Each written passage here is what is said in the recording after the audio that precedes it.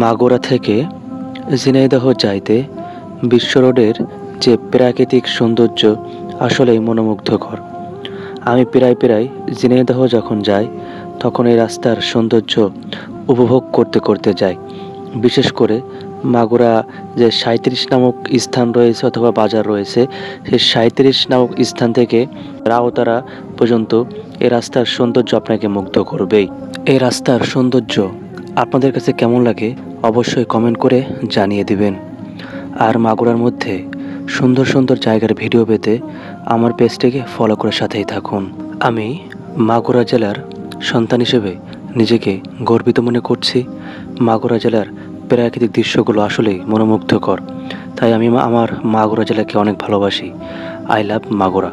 মাগুরা জেলাকে কে কে ভালোবাসেন অবশ্যই কমেন্ট করে জানিয়ে দেবেন, আর ভিডিওটি শেয়ার করে সবাইকে দেখার সুযোগ করে দেবেন।